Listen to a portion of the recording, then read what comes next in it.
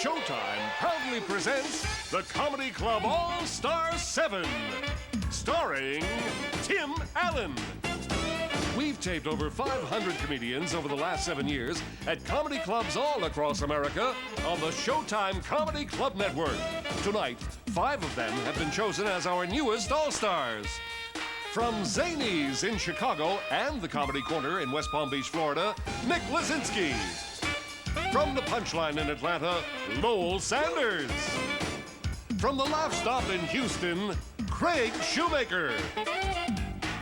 From the Funny Bone in Columbus, Ohio, Jack Gallagher. And from the Pierce Street Annex in Anchorage, Alaska, Steve McGrew.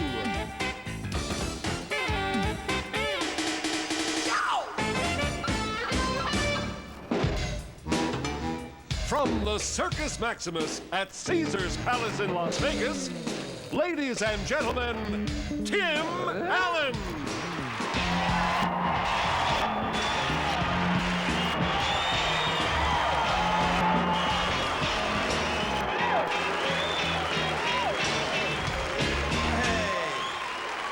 Thank you. Oh, very nice of you. Thank you all very much. Nice. Welcome. Welcome. Oh, very cool. Very cool. Welcome to beautiful Caesar's Palace, the Gluteus Maximus room we're in, huh? Showtime, Comedy Club All-Stars 7. Pretty impressive stuff. I was real delighted to do this for Showtime, because Showtime has been the network that broadcasts my 2 specials, Men Are Pigs and Tim Allen Rewires America, so they've been very good to me. And what they've done is kind of interesting. They go to 50 clubs, some of which you see behind me. They look at 500 comedians. Ugh. Not a pretty thing to do, folks. And they do this all in one night, so it's kind of an interesting thing. It actually takes a year on the Showtime Comedy Network, and they pick the 5 best. And it's kind of an old home week to me. I was looking at some of these logos back here. I started at this club here, Mark Ridley's Comedy Castle in Detroit, Michigan. Oh, yeah. It's just some very great memories. The Zanies in Chicago, and it's Rick Hewitt, Lenny Sisselman. Ron D'Annunzio and Dave's Punchline in Atlanta. Great steaks with onion rings. You just can't beat it down there. Comics like that. Oh, yeah, the Funny Bone, what a shitty green room they got. That was... Jimmy's Comedy Alley, they got a billiard table in the back. So you're back there playing pool, and I said, Tim, there's a show out there. Oh, screw me, that was great. Caroline's in New York, very nice place. Just some great clubs where I started out. Oh, yeah, rags to riches. Those bastards still owe me 68 bucks. I'm not kidding. Cheesy bastards, damn it. It's been an absolutely delightful year, 2 years for me because of all the success of Home Improvement, so I'm happy to be here for that. With Disney, I'm gonna do a movie next year, but more importantly, with their backing, they're gonna come up with an amusement park for me. Yeah. You laugh. Tim Allen. Yeah, they're starting, yeah. Mm-hmm. It's just a real cool guy place. I mean, women are invited, you know, but women just won't go there. They just won't want to go there. You know, it's just beer and burgers. That's all you can eat, you know. No toilet seats. Yeah, huh? Yeah. All the toilets flush. Yeah. Construction land, build a house. Destruction land, tear it down. Fishing land. Mud bog racing, huh? Well, there's something, mud bog racing. Only guys, you guys got a motor? We'll race it.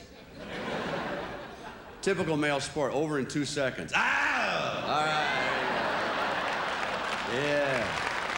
I like these bass fishing competitions. You ever watch bass fishing? It's the strangest thing in the world for me to see. Bass fishing. You know, you get these 2 hay seats sitting on top of a slab of metal flake fiberglass, these boats. They're sitting up on bar stools. There's 900 horsepower Mercury motor behind them.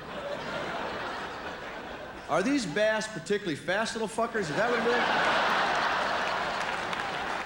They chase these, they were there. Ah! The fish is swimming. Hey, I'm gonna beat you, son of a bitch! Ah! See, at Tim Allen, we'd have military land. You get to drive tanks. All right. It's the last thing in the world a woman wants to do. My wife would sit in there and go, it's so cramped in here, it's so hot. Is it hot? Is this the only color? It's so hot in here, I hate it. Every man in the world would say the same thing. Will this go through that wall? I want to be in the deck of the USS Missouri, the battleship. 16-inch gun shooting a shell 16 miles. Oh. Women would be on the deck going, it's so loud. I'd have a bottle of Jack Daniels, shoot it again. What?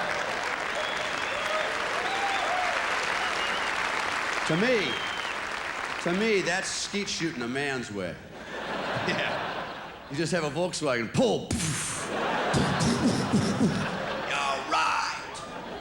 I want to go on a submarine so bad because those submarines, the big missile submarines, they go about 40 knots underwater. That's hauling. You can water ski behind a submarine. You go by the dock and all people see is you. Hey. Cool. I saw the Nimitz. The Nimitz is spectacular. Boy, I was down in Mayport in Jacksonville, Florida, big naval base there, and Nimitz was out there. It's huge. It's 5 football fields long. It's funny, the liaison officer, a Southern guy, real bright guy, but a Southern boy, born in Alabama, gets so excited about it that no matter how smart or intelligent it is, it sounds weird to me. I said, boy, that's a big vessel. That's on bet out there, 5 football field long. Nuclear powered.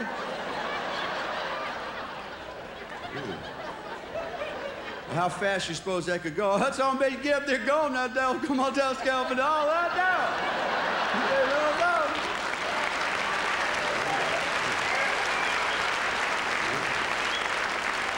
You got to get out your rebel to Yankee dictionary. It's there.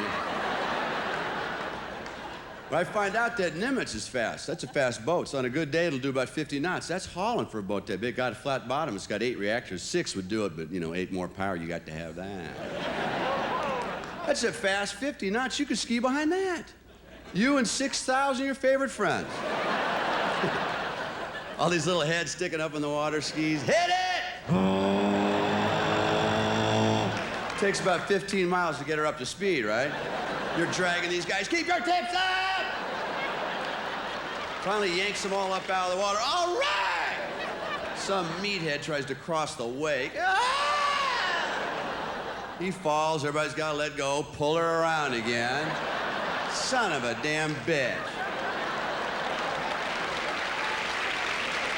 Well, I got to get this thing moving. One of the first guys up is a friend. Most of these guys I know because I've worked with them on the road for years. This guy was originally from Milwaukee, Wisconsin. He's a Green Bay Packer fan. This guy actually, but strange one. This guy's actually got a tattoo that says Packer on his rear end. I'm not touching that one. Hey. I'm just telling you what I saw. And I don't want to know how I saw it. I shouldn't have said that. Best thing I say about this man is he's got a tweaked out 1970 Roadrunner that hauls ass. Mick Lazinski, give him a big hand.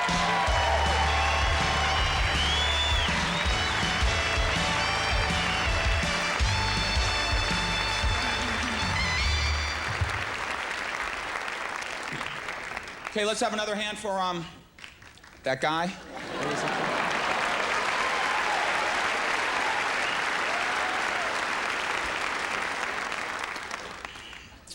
I have a large penis.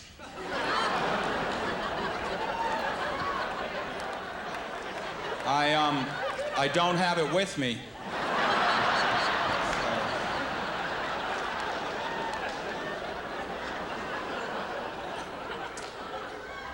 I make good money, but I never seem to have any. Isn't that the truth? Isn't that the truth? I know I'm not the only one with the problem. The guys and I were discussing it last night with our hookers at the craps table.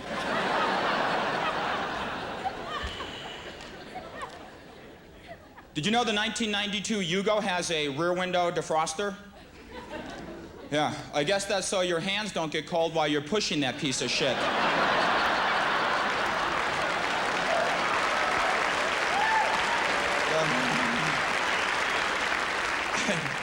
I know, I just picked up a 92 Yugo I'm in the process of restoring.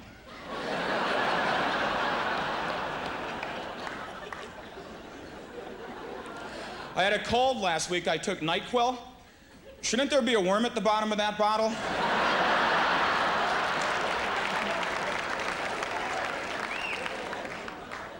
I'm starting to mature. Little things you notice yourself doing let you know you're growing up. I was in the kitchen the other day. I actually bent down and picked up a piece of food I dropped instead of kicking it under the refrigerator. And listen to this. Recently, I was with a woman, and when we were making love, I wasn't thinking about who I was going to tell. I'm growing up. Great woman. She's a foreigner. She doesn't speak English at all, and I don't understand anything she says. It's fucking perfect. But I feel for her because English is such a hard language to pick up because so many of our words have multiple meanings, even little words, like the word it. When you were a little kid, if you were going to get it, that was terrible. But when you grow up, getting it isn't that bad.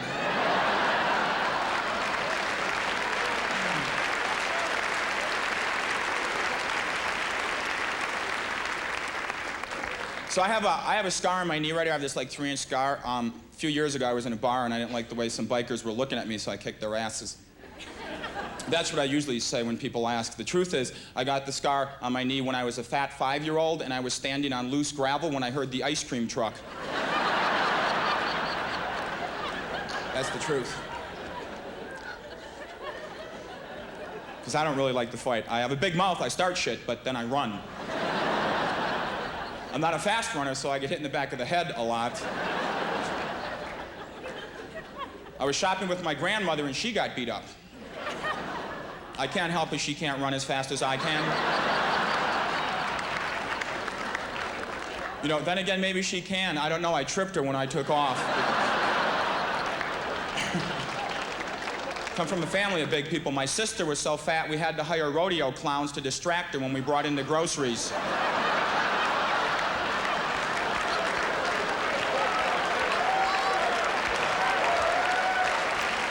Now wait a minute.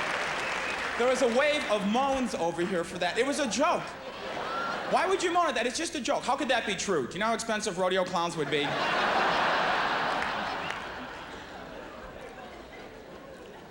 I'm trying to lose some weight because I just got out of a relationship, and when you're living with someone, it's all right to put on a few extra pounds, you know?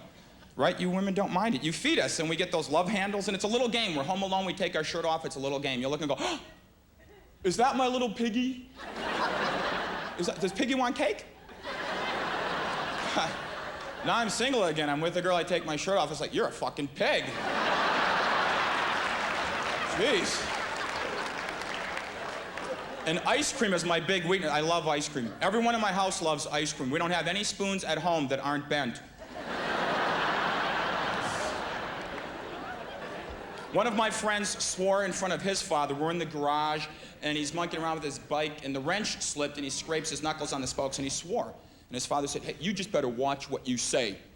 And this was his comeback. He said, I can't, I have blind teeth. Now, I thought that was really clever. I have 3 sisters, and if I could make the girls laugh, I was happy. That night, eating dinner, I set my dad up. I said, pass the damn ketchup. He said, you watch what you say. And I said, I can't, I have blind teeth. And the girls roared, because right after that, I had 2 less blind teeth.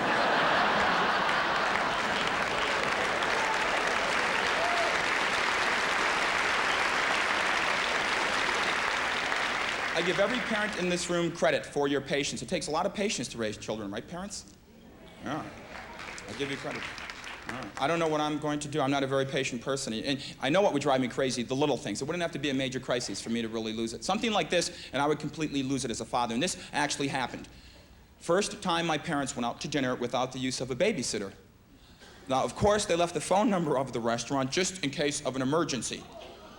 Half hour later, my sister calls the restaurant to tell my dad, to tell me to quit looking at her.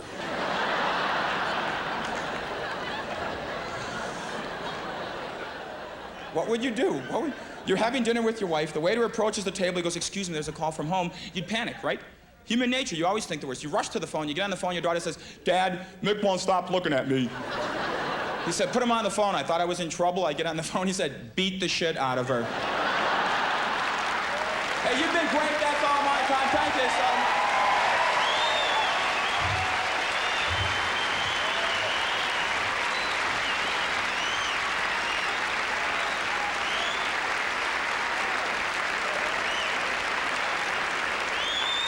Mick Lazinski, how about it, huh?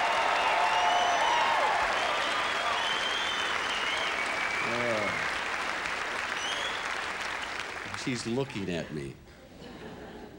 I killed my sister for saying that. The next act is also a good friend of mine. We started out together in the Motor City. He's from Detroit. He sometimes, when we go on concert, he works with me in our live venues. And you'll probably remember him. He's made famous by losing to a puppet on Star Search. Please welcome Lowell Sanders, everybody. Come on.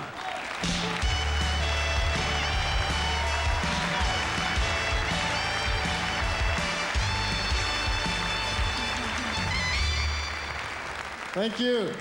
Yeah. I have a large penis. And I brought it with me.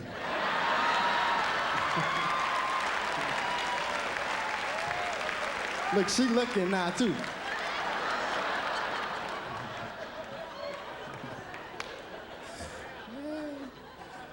Yeah, that's right. I lost to a puppet on Star Search. But you won't see that damn puppet on Showtime.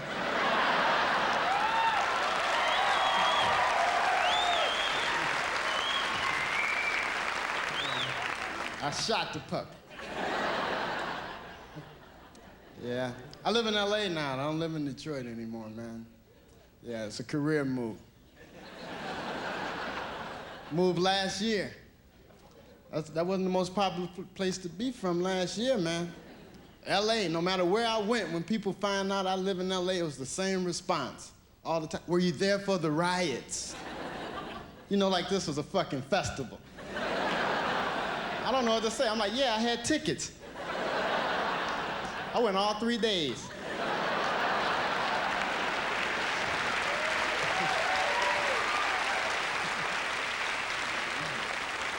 I love boxing. That's my favorite sport, man. Boxing.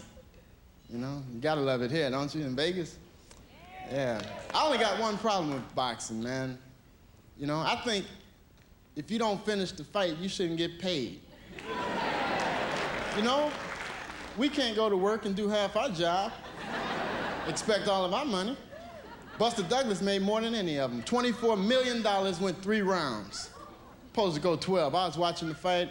I thought they should have picked Buster up, put him on the stool, beat the shit out of him for 9 more rounds.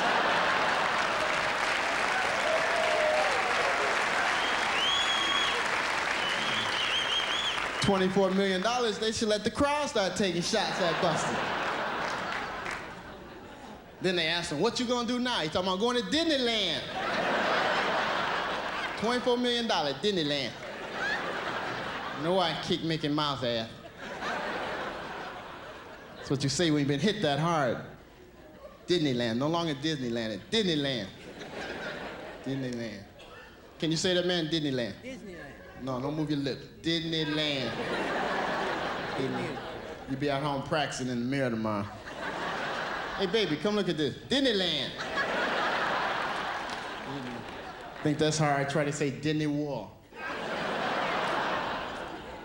They always interview them after they get beat up, too. You ever notice they interview boxers after they get beat up? Why they do this? Some of them can't understand them before they get beat up. I ain't kidding, and they let them make commercials, man, and you don't never know what they do. Larry Holmes, when he was heavyweight champ, most memorable commercial I ever seen a boxer make, made a Kentucky Fried Chicken commercial. To this day, you probably don't know what Larry was selling. But he was trying, me and Kentucky Fried Chicken, I found for the world. Like my thick and thinner and doothy. Man, I had to call my friends up and say, what the hell Larry say? Forget it, we going to Burger King, okay? Because they all can't be like Sugar Ray Leonard, you know? Sugar Ray, very articulate, you know? Use big words when they interview him. Only thing, Sugar can't talk unless his eyebrows move. Really, yeah, it's like his lips are connected to his eyebrows. Just like a puppet. And I hate fucking puppets.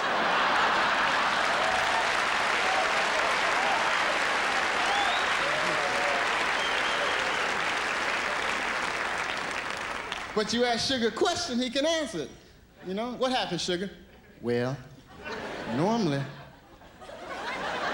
my forte is, when I hit an opponent and I hurt him, I have the ability to knock him out. Sugar. Then they'll interview somebody else like Tommy Hearns, my homeboy from Detroit. Complete opposite. Tommy, you got knocked out in the 3rd round. What happened? looked in the camera and said something I didn't think was too intelligent. He said, I don't know.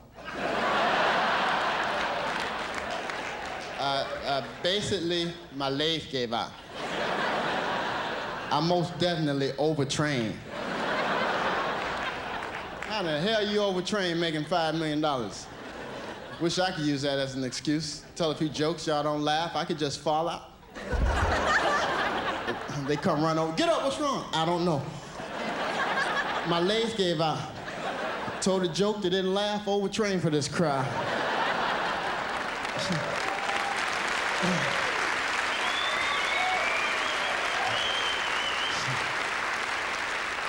Be at home in your bed with your woman and your man, things ain't going right. Hey, baby, what's wrong? I don't know, honey. I think my legs gave out.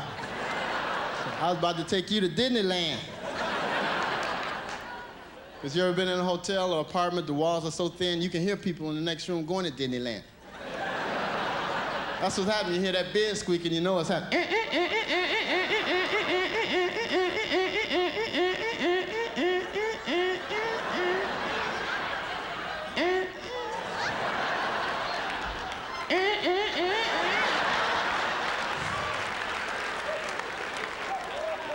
I hate when that happens. And I'm alone.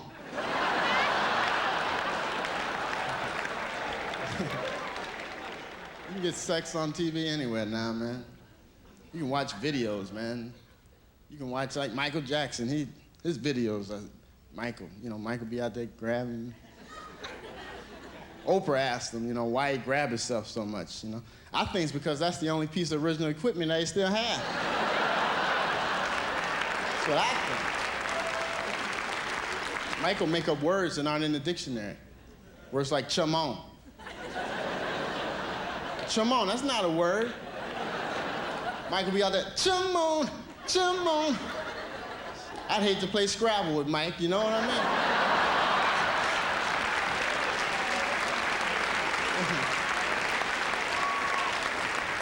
You know he gonna win. Say, Mike, ain't no word spelled C-H-U-M-O-N. Yes, it is. Come on, I'll show you.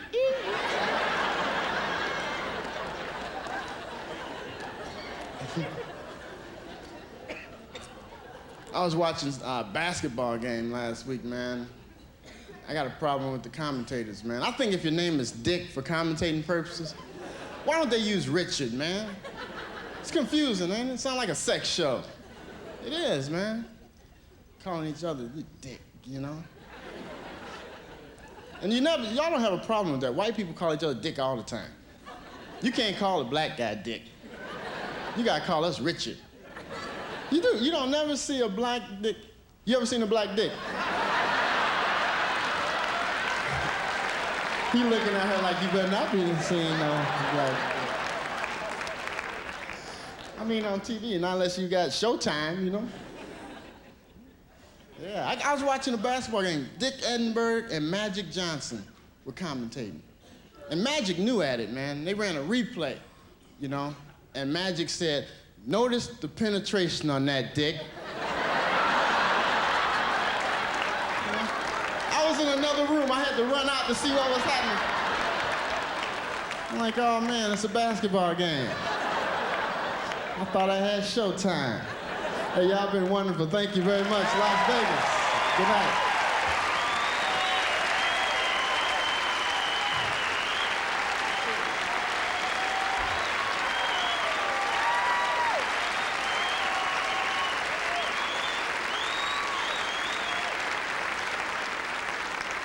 It's Lowell Sanders. One more big round of applause for Lowell Sanders. Where's he go?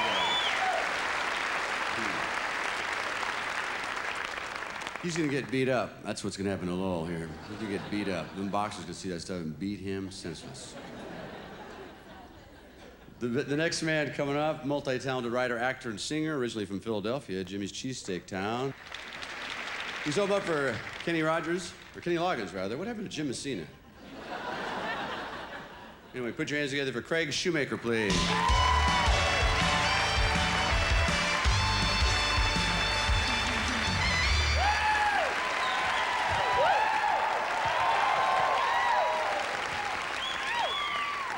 I found the drunks in the audience.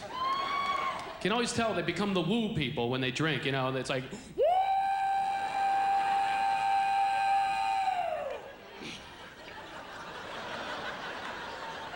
I'm fucked up. It's the woo people.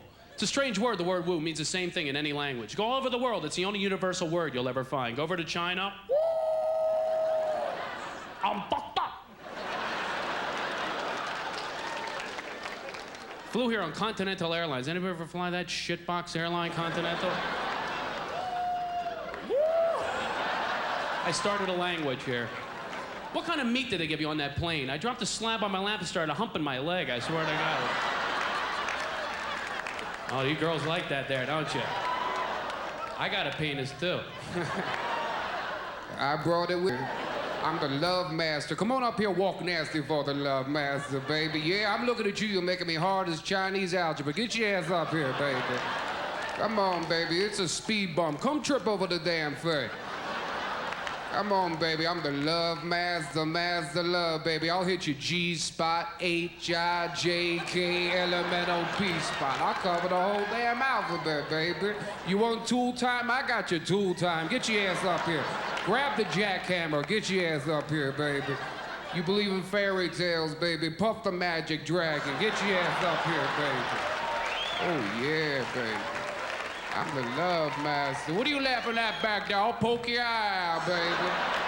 I can stir your drink from right here, baby. I'm the love master, master love, baby. I got a drink. It's a Penis Colossus. Get your ass up here, baby. I'm the love master, baby. You want me to let Flipper out of the tank, don't you, baby? Oh, yeah. That's right, baby. Oh, my God. Where did that come from? Jeez, that just channeled through me. I am so sorry. He's gone now. Beam him up, Scotty, out of my body. My God, a speed bump. That was so gross. My God, what a visual. I am so sorry. It's gone now. Erase, erase, erase. Vaporize. Oh, my God. Oh. Okay. Oh, yeah, I'm back, baby. Don't you worry, I didn't go anywhere. Come on, go for a ride on the baloney pony. Get your ass up here, baby. I'm the love master, master love, baby. I am so sorry. My faux pas, erase, erase. No more ponies. Everybody's looking at me right now. What the hell just happened to him there? Who's this love master? He looks like John Boy there. People tell me I look like John Boy. I don't know what the hell they're talking about.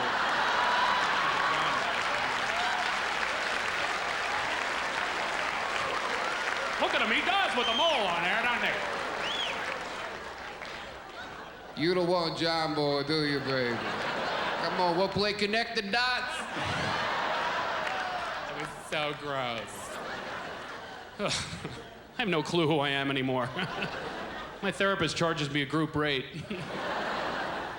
Been in therapy for a while. They always go back in history and find out when it all went wrong. It's when my mother belly danced at my high school graduation party. You think I'm kidding? She bought us a cake, came down the steps with finger symbols and veils. I got a little treat for you and your friends. Here my friends around the keg going, woo! I'm fucked up, but your old lady looks good.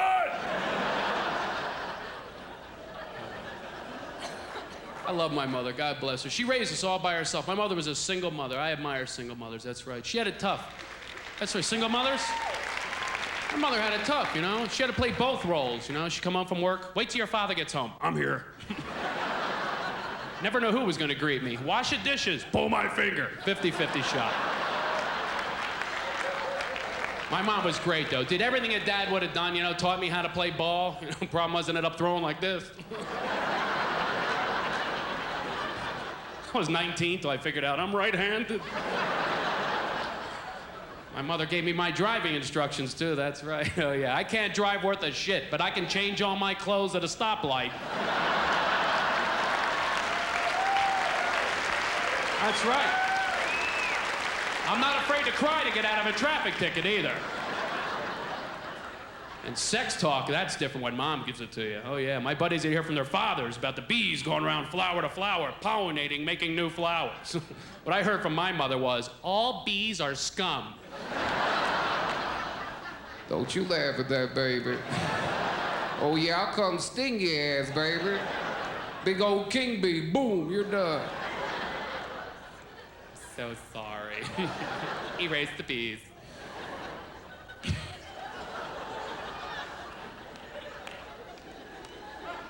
I come from a weird family. I do miss being a kid. I was a hyper kid growing up. It's from all the sugar I ate when I was a youngster. I used to run to the store with all my allowance to get penny candy. You guys remember penny candy? Some of you are looking at me. It was like $1 when you were growing up or something. Remember Pixie Sticks? Remember those things? Yeah, diabetes in a straw. That was real healthy. Some of the things we ate. Wax candy, wax lips. What was this stuff? Yeah, I'm shitting candles for 3 weeks. Oh, yeah. I put a wick in the toilet, I got a shrine. Some of the cereal, Captain Crunch. That was the hardest, sharpest cereal known to children. You had to soak it for 4 hours before you could eat it safely. Otherwise, it'll peel the roof off your mouth. See these injured kids walk around the neighborhood. I just had Captain Crunch this morning. That son of a bitch peeled the roof off of my mouth. I'm gonna shoot that little bastard. Captain shit, this shit hurts. My big sugar intake, though, was in the morning with that cereal. That's when I got my sugar buzz for the day. Oh, yeah, I get a big bowl, like a Jethro Bodine bowl, and put it in front of me. I'd fill it up with Cheerios and milk, 5 inches of sugar on top. I would eat a layer. If I didn't see sugar, I panicked, took the bowl of sugar, more sugar. I kept doing this layer by layer, so I got down to the best part. Ooh, remember that glucose quicksand that's left at the bottom? Oh, yeah, I jonesed for that stuff. I chugged that down. That fried my head for the week. A few bowls of that, I'm gone. I'm walking in the neighborhood like Reverend Jim from Taxi. Cocoa puffs. Cocoa puffs.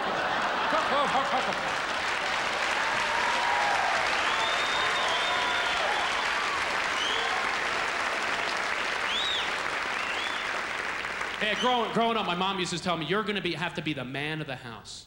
Man of the house. I'm 6 years old, built like Barney Fife. Trying to order my sisters around.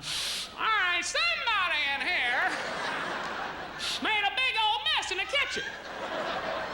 Now, I came out here to have a cookie, and there's dishes in the sink here, little lady. Who's gonna clean them up? You better look out. These things are certified lethal weapons.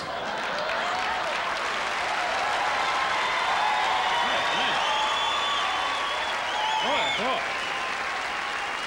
You guys are into Barney there, aren't you? I'll do Barney all night if you want me to. Come here, baby. Walk nasty for the real love master. I got what you're looking for. I miss television back in the 60s, though. Don't you miss that television? Wasn't that great? Actually, they had a commercial. I could not believe they paid Pavarotti to do a cereal commercial. Do you remember that commercial? Rice Krispies, Rice Krispies, my tears will not stop till I hear snap or crackle.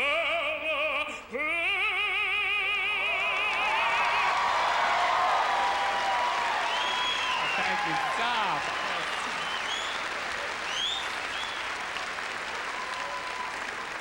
That's great. Biggest applause is when I sing. You guys are like my grandmother. That's her favorite part of my act. She always goes, I'm telling you, you should have been a singer, not a comedian. I don't like that love master that you do. Come on, Granny, you love the love master. Come on, baby, go walk nasty for the love master. Granny, yeah, get rid of that cane. I got something for you to hold on to, baby. Yeah, come on, Granny, grab onto the guardrail. Oh my God, that's his grandmother. Sorry, erase. Boy, my wife hates the love master. I try that at home. Come on, baby, come to bed. She goes, you stop that. Don't do that here. Save it for the stage. Save it for your little act. Do Barney. All right, take it all, bitch. Take it all. You're getting it now, baby. You're getting a banging, baby. Back up. Back up.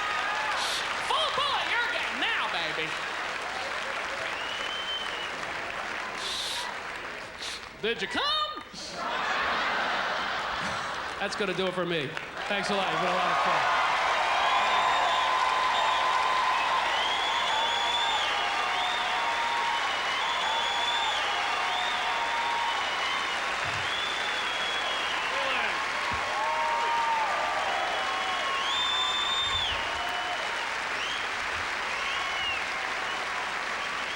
Craig Shoemaker, come on, let him hear it. So Craig was talking about his grandma. We were mean kids when I was growing up, real mean. Because I had 6 brothers, you know, and our motto was do horrible things to innocent things. Just kill time, that was our kill time. A cat on a turntable, boy, you don't see fun like that. That's a lot of fun. Oh, man. We used to put bannock in that cat's mouth because it had that wet fish breath. You know, a couple, 2, 3 drops in a cat's mouth is like a quart and a half in a human mouth. You get this foam going. Mom, go put him down. He's got distemper or something. Horrible things. We were horrible kids, horrible kids. I was 16 years old before I realized a magnifying glass wasn't just used for burning ants. Good deal, huh? Used to burn model cars. That was a big time out in the backyard. Light up monogram model cars, B-25 Mitchells, big engine on fire, laying around a guy's hand. Boy, that was military stuff. It's my grandma that we were mean to, boy. 80 years old this year. I hate that old bitch, I gotta admit. Well, don't tell her I said that. I say that in a nice way. Oh, she's a nice woman, still drives, not with me. You don't even know she's in the car unless you look close. Someone driving that Delta 88? What the hell is it? Knuckles and a blue head flying around. I can't see anything. She's a matriarch. She took care of our family. My dad died when I was young. She took care of us. She was a good lady, but always brought over old woman food. We hate her food. She's tomato jello. What the hell is that stuff all about? Old women food, tomato aspect or some horrible food made us eat it. Tomato goddamn jello. What the hell is that? It's from the old country. What'd you save that shit? What is it? We're German-Irish, my family, German-Irish, which means we're thin, angry, hungry people. Irish cooking, yeah. The Great Chefs of Ireland. Here's a thick book, huh? Yeah. And great German food. Boy, if we can't shove it into an animal casing, we don't eat it. That's German food. Get so mad at my grandma. I hate to admit this. I know I'm gonna go to hell for this. I know that. We used to shoot her with a BB gun every now and then. Not a Crossman, not with a CO2 thing, just a daisy pump, you know. You couldn't puncture her skin with it. You could put a nice weld on the back of her leg, but you couldn't puncture her. We'd get her going down that stairway with the, oh! Oh! We told her we had carpet mites to jump up and bitch, you know. She didn't know. But all my life, the one thing I always wanted to do as a horrible boy was cook that ridiculous doughboy, that little doughboy from Pillsbury.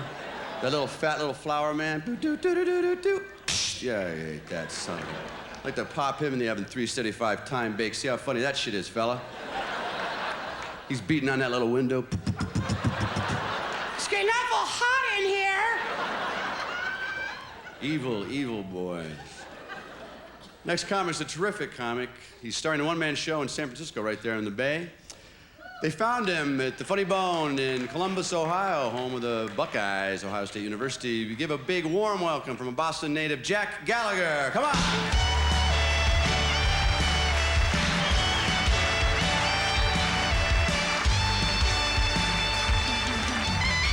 Thank you very much. Remain seated. Thank you very much. Nice to be here. They had to bring a stool out for me. I'm the oldest young comedian on the show. 39, be 40 this year. Everybody over 45 goes, yeah. People between 35 and 40 go, oh, Jesus. My wife and I just had our first child a year and a half ago. I waited a while, apparently. Didn't realize how long I had waited till on my 38th birthday, my wife said, well, you're 38. That means when you're 50, you'll have a 12-year-old. Well, I never thought about it like that, did I? That means at some point during his teenage years, you'll see me chasing him across the backyard. Go ahead, run, you son of a... You'll get cold, you'll be back. So now I have this kid, a year and a half now. I'm being more health conscious, I'm going to the doctor more. It's funny, as you get older, you go to the doctor more, you trust them less, don't you? Because you know they're people. When I was a kid, I thought they were geniuses. He's a doctor, he's a genius. Now I have friends that are doctors. I know you don't have to be a genius to be a doctor. You know what I'm talking about? You have friends that are doctors. How many times have you said, Jesus, Larry, you're a doctor, put your pants on? Don't you hate that feeling when you go to the doctor, though? They treat you with, like, they try to intimidate you? They do. There's this aura of control all over the doctor's office, and you're probably not aware of it because it happens all the time. But think about it. If there's no control going on there, why is that woman taking your appointment behind a glass door there?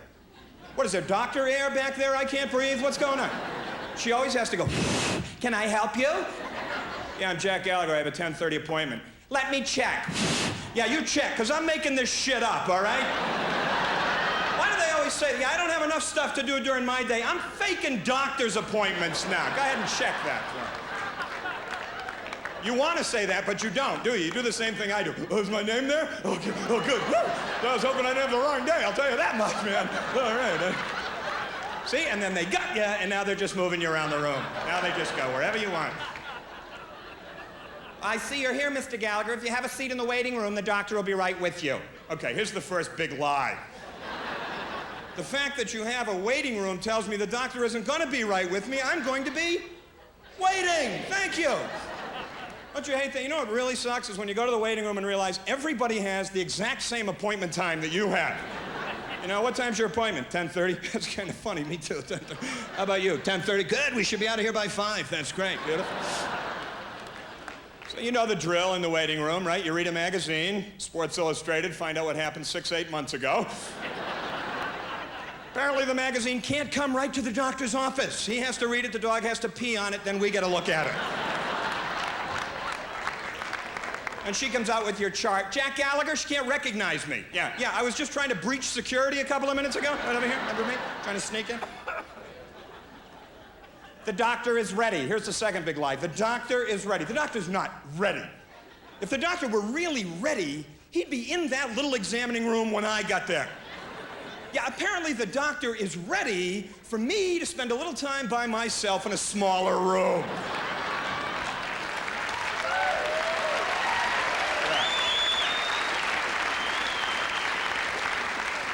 It's gonna separate me from the herd, try to break my spirit. You know what the thing is? You never take the magazine, do you? You know he's not gonna be in there. How many times have you walked down that hall and had him stick his head out? I'm in here waiting for you, come on, never! But you're an idiot, you never take the magazine. I don't need that, he's ready to see me right now. Then what happens? You get in there, no doctor, no magazine. 15 minutes later, you're reduced to reading high blood pressure pamphlets. Anything you can get your hands on. Oh, aneurysms and you, I haven't read that one. She gives you that final bit of instruction. The doctor will be right here. Take off all your clothes and sit on the table. Why do I have to get naked? Why do I just have a little splinter under? Take off all your clothes and sit on the table. Great, so now I'm naked on the butcher paper. Why is that there? What, am I gonna have an accident while I'm waiting for the doctor? Is he afraid I'm gonna soil myself? Oh, jeez, I can't believe that happened. That's embarrassing. Well, thank God it didn't get on the Naugahyde. That's all I can say.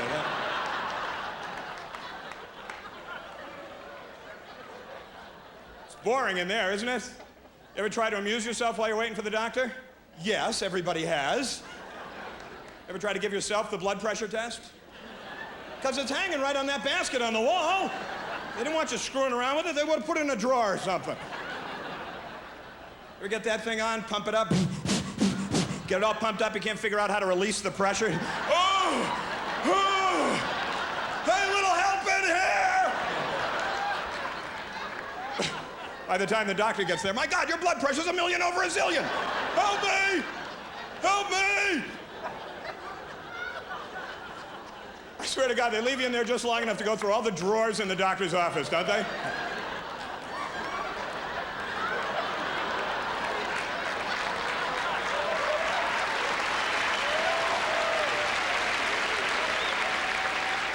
Yeah, and you're thinking, ooh, rubber gloves, I'm taking rubber gloves. Never know when you might need a rubber glove. Honey, Dr. Love is in! I got a glove, I got a glove. So knowing how I feel about doctors, my wife, pregnant, goes into labor. I'm part of the whole thing. I'm the coach. Another word for useless tool. My wife only gains like 25 pounds in 9 months. They say she's in fabulous condition. We're gonna just do this, bing, bing. My wife goes into labor, 30 hours she's in labor.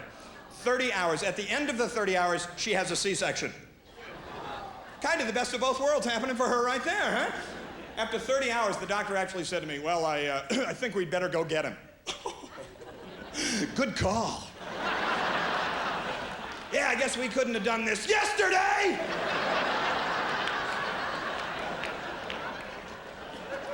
"30 hours. I'm a mess. I'm a mess in the corner. I'm weeping in the corner. A doctor actually comes over to me. This is how callous they can become. The doctor says, Jack, we have a problem. Yeah, oh, thank you, because I hadn't figured that out by myself.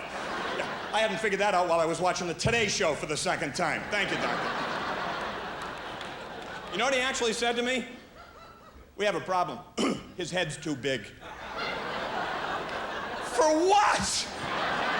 For like hats in general? What are you saying? His head's too big. I don't want to hear that. I'm in a hospital. For God's sake, toss around some medical lingo. I would have felt much better if he'd said, Jack, there are some complications. He has cranius enormous. Go, doctor, do what you must. They do a C-section, I watch. I didn't even know they were going to do one. He just starts barking out orders at people. I want a surgeon on the phone. Get her prepped up here. I want her downstairs in 15 minutes. And I'm freaking. I'm thinking, what are they doing? What are they doing? He whips around to me and says, you, put on the surgical gowns and meet us in there.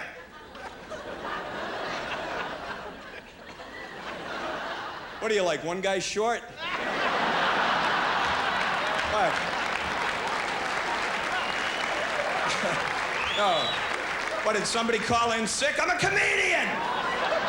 The hell am I gonna do, a show in there for everybody? Hey, how is everybody in the operating room today? You look great. What do you do for a living, sir? I watched them operate on my wife. Unbelievable. They pull the baby out. I don't know if it's a boy or a girl. They pull the baby out, and the doctor said, it's a boy! And I just was stunned. And I looked down, and I got confused for a second. You know, because of that umbilical cord, I thought, whoa!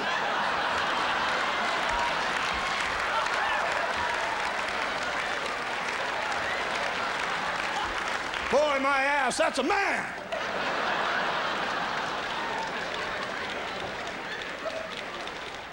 He's growing up, year and a half, not a baby anymore, wears real clothes. You can tell when they're growing up, they wear clothes. Wears pants and a shirt. As opposed to when he was an infant, he wore costumes. Now, those costumes people send you in the mail, one-piece costumes, snap in the crotch, they've all got some bizarre theme attached to them. Look, he's a coal miner. He's got a hat with a light and a pickaxe. Isn't that cute? All right.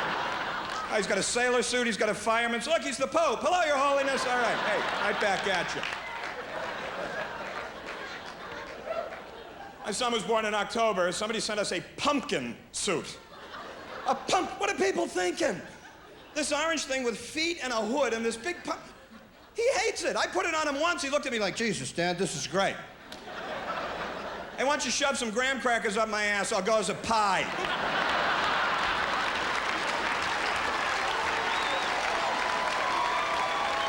Thanks a lot, you guys. You're great. Thank you.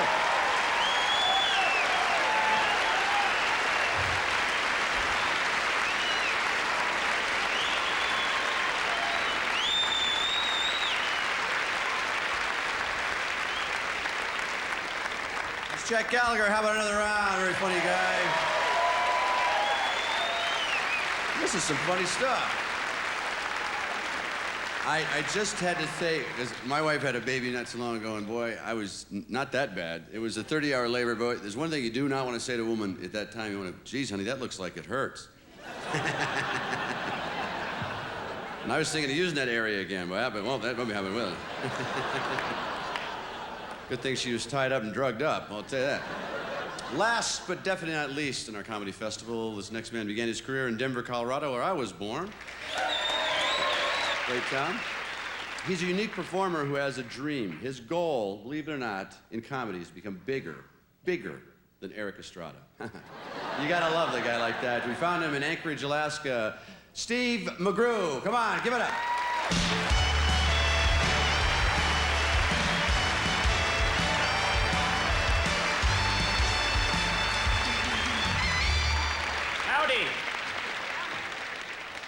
Get over it, ma'am. I'm gonna look like this for a while.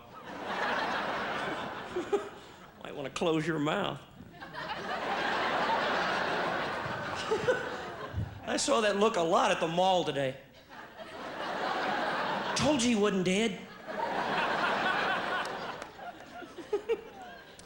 Yeah, I went to the mall today with my wife. God, I hate the mall. I'd rather put pajamas on a 3-year-old and go to the mall with my wife. I hate the mall. She needs mall air. She has to go because she needs mall air. She gets weak and needs small air. She does. We parked the car, she ran for the door. Come on!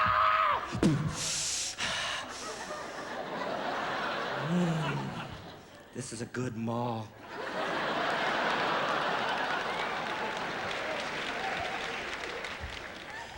Oh, I shouldn't pick on my wife. We've been married 12 years this time. I've been divorced. I look at divorce this way. It's better to have loved and lost than to have to live with that bitch the rest of my life.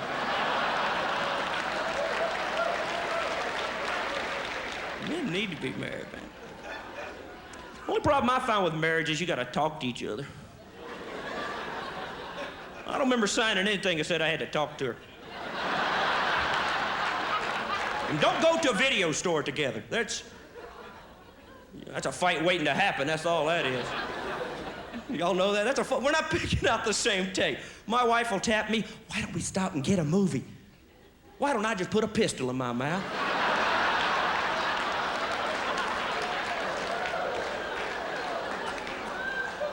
We're gonna go fight in public for 15 minutes and go home, aren't we?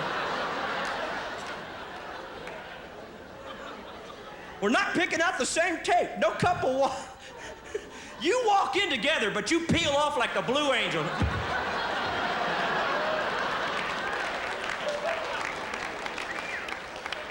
She's heading for Disney. You're going for porno. How about dying young? How about coming early?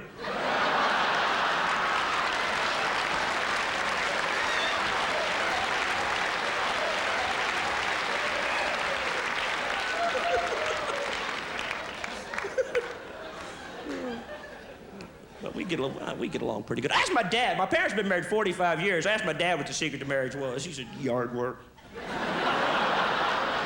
Alcohol and yard work, so.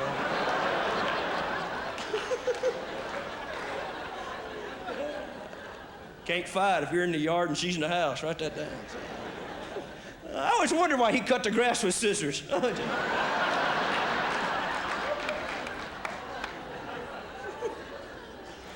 I just saw my parents again, man. I tell you what, when you move away and you come home, you realize why you left. Pretty damn quick, too. I love my parents, but they're not right. I spent the night with them. Next morning, they were both outside my door. You gonna sleep all day? Oh, it's 6 a.m. Woo, what the hell was I thinking?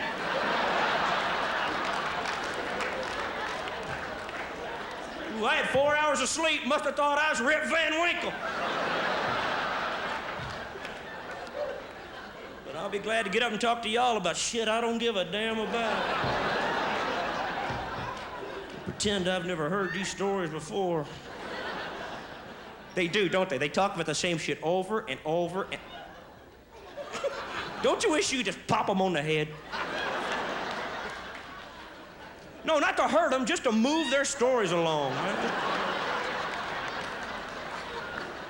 Just to make the needle skip on that record in there. There was just some way you could stand behind them. Heard that, heard that, heard that. I've heard that, heard that, I've heard that, heard that.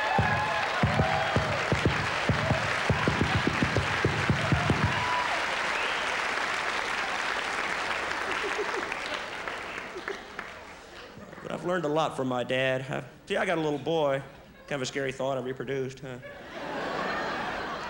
Hey, I'm a good dad. Learned everything I need to know from my dad. Learned if you can't fix it with duct tape, fuck it, it's broke.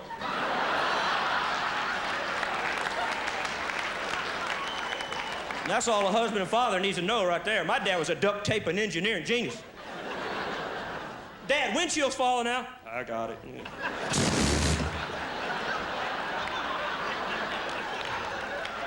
Ta-da.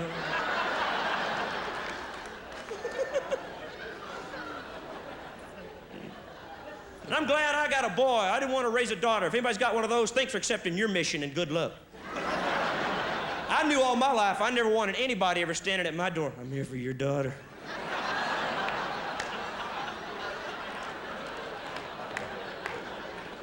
Well, if you're taking out my daughter, you don't need this, then do you?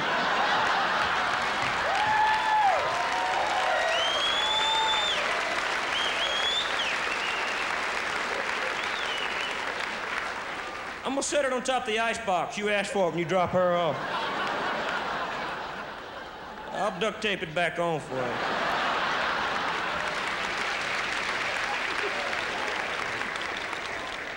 Well, little boy, he is pretty cool. He's 4. He loves country music, man.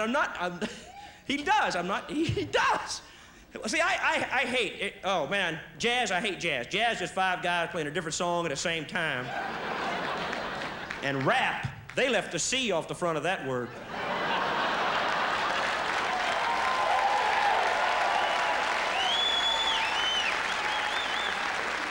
Rap's not music, man. I don't give a shit. Rap is not, you know what rap is Dr. Seuss to a drum machine. Pick up any Dr. Seuss book. I was reading a book to my little boy, putting him to bed one night, and it dawned on me. I will not eat it in a box. I will not eat it with a fox. I will not eat it on a train. I will not eat it on a plane. I will not eat it in a can. I will not eat green eggs and ham. I will not eat it, Sam, I am. I do not like green eggs and ham.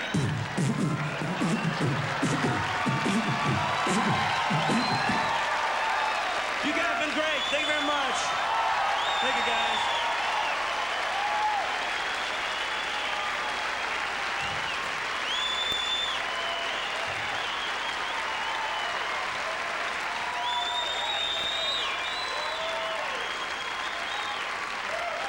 Steve McGrew.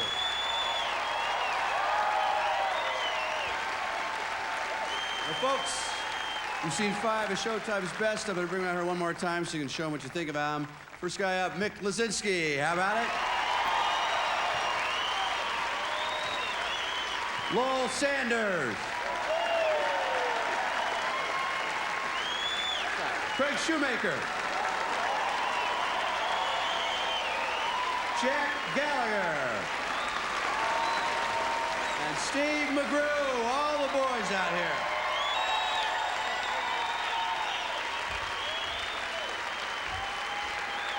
For the Showtime Comedy Club Network and Showtime Comedy All-Stars, and folks at Showtime, thank you all for being here. It's been wonderful playing for you. Thanks again.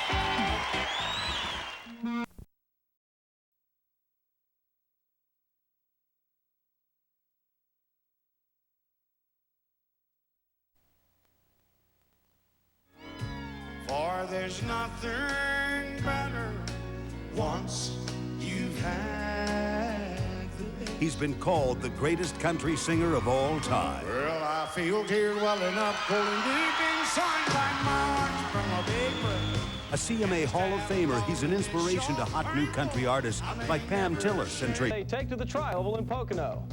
There's a new king on the hill after IndyCar passes through Toronto. And an old king is back on top of the world of outlaws. We'll have all this and much more up next on Race Day.